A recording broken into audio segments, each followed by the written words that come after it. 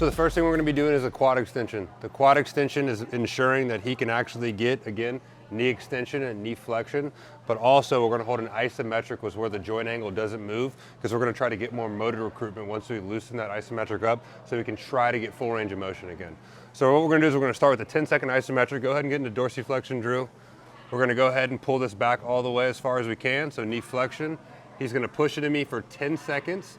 We're gonna try to create tension from the VMO, top of the kneecap and the patella, all the way up into his hip. We're gonna hold this, 5, 4, 3, 2, 1. So pre-fatiguing the muscle, getting more motor recruitment. We're gonna lift all the way up and we're gonna try to get actually extension. This is knee extension when the leg's straight, when the leg's bent, it's flexion. We're gonna hold that for 4, 3, 2, 1. As you can see, he's struggling. First couple of stages of rehab or a bear. We're gonna go back up. We're gonna control all the way up.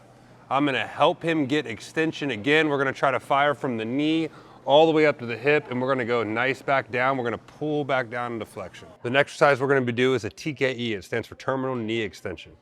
We're gonna go ahead and put a band right around the crease of his knee. I'm gonna tell Drew, or just tell him, we're gonna go ahead and try to keep our heel. We're gonna act like we have a nail in the concrete here or in the turf. His heel can't leave. So we're putting all the pressure on the range of motion from his ankle, but also the patella, the quad, and the hip. Now you can see where I'm holding the band. He's gonna be having concentric force, which means positive.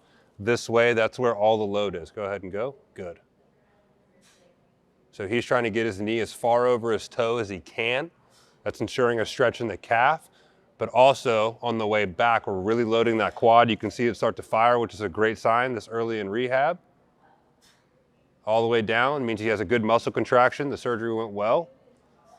8-9 is gonna be back on the field before you know it. Next, we're gonna work on a step down. As you can see, his foot's elevated. So again, any time there's elevation change, the hip and the lower back actually work a little more versus him just on the ground.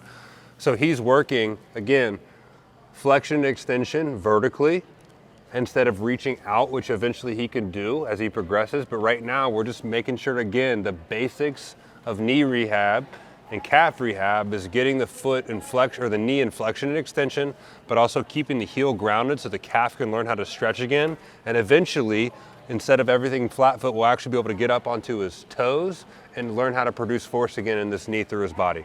Next in this rehab process, we're doing steady state aerobic, which means working on aerobic capacity, which is his heart health.